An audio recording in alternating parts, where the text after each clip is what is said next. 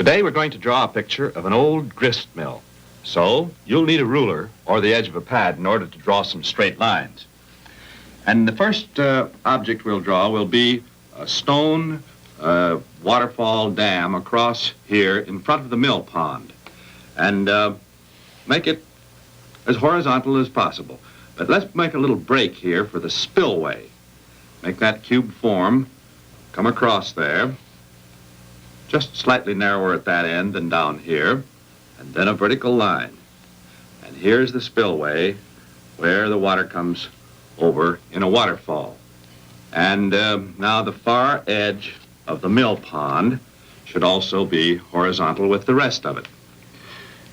Now in this area here, we'll build an old stone grist mill.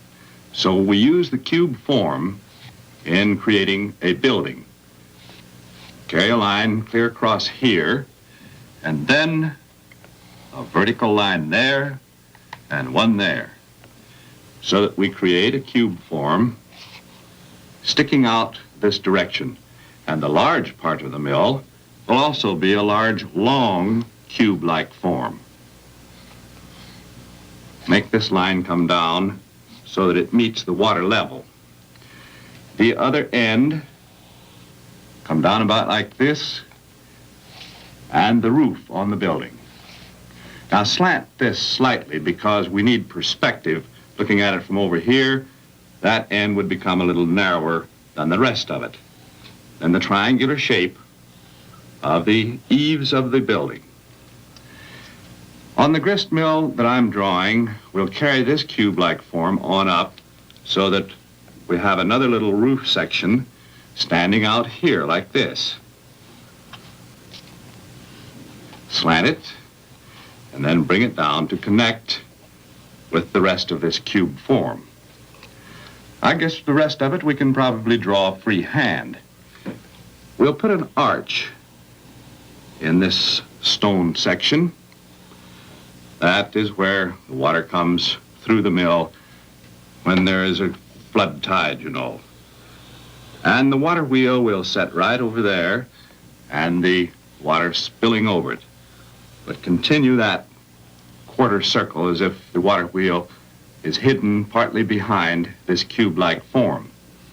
And we can slope up the landscape there, carry a line across in the back, and continue it back over there. Let's bring in a curved edge, and then sort of a rocky embankment on this side. Well, there's a structure of a small cube form, a large cube form, and this long one with a break through it. I believe the next step we want to take is to put some tone back here in the background, and then we will start our light and shade. We'll assume that light comes from the upper left, so the right surfaces here will get some tone too. Now, if you don't have a light gray chalk, use the side of your pencil to put in this tone back here. Press a little harder to darken the lower edge of the embankment back there. Carry this tone on over, and then suggest some foliage. This should be hazy and sort of diffused in the background. Carry a little back over in there too, and then with a paper stomp or your fingertip, you can blend it and give it a little texture. Here and there, I would suggest a line or two, you know, to suggest trunks of small trees. Now let's block in the main masses of tone on the side of this huge cube form. Carry it across over that roof section, down on the other side. I'm using a short piece of dark gray chalk. Later we'll switch to the black and put in some heavier texture. This would also fall sort of in shadow. And I think we ought to darken this old water wheel. Now I'm going to make the upper section here out of vertical boards. So here I'll use the end of a square chalk to put in those vertical strokes. Here we'll put in stonework So you can put in horizontal strokes using your piece of chalk on its side like that. The roof falls away from the light. So let's tone that, but make your strokes slant down the same direction as the slope of the roof. Now, where the water spills over the spillway here, use a piece of light gray chalk and just suggest that edge and soften it. And you can break it up down here as if it's sort of foamy. And then inside of this arched opening, make it real dark. Here I'm using a short piece of solid black chalk. And shade back in there too, and suggest the spokes of the big water wheel. Shade underneath.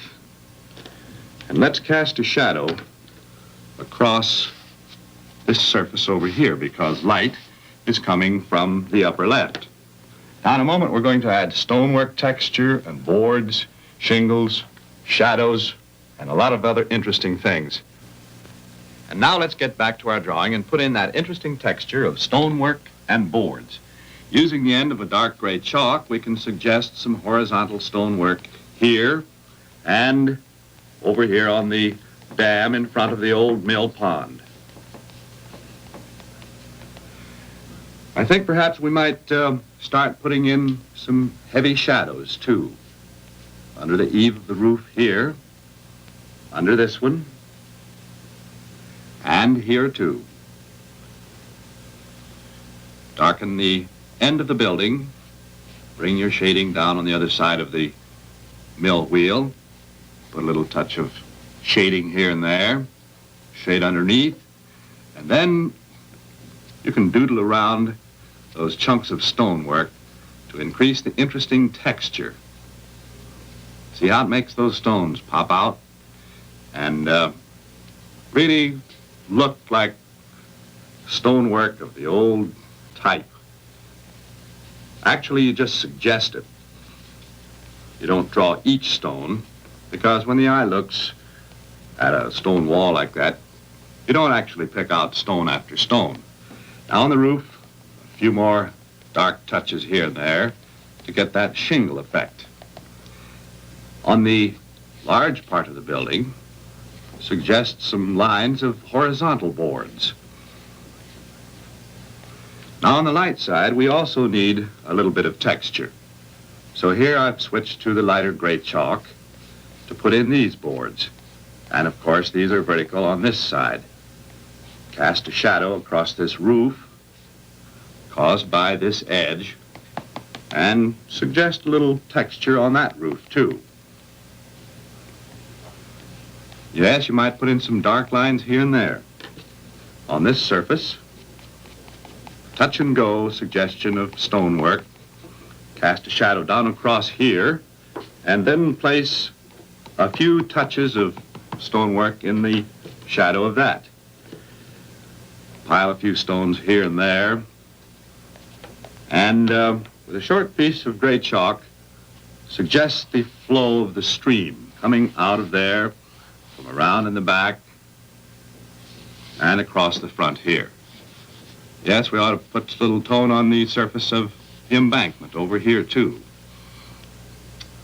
A few touches on this side, and I guess we're ready to put in a few trees.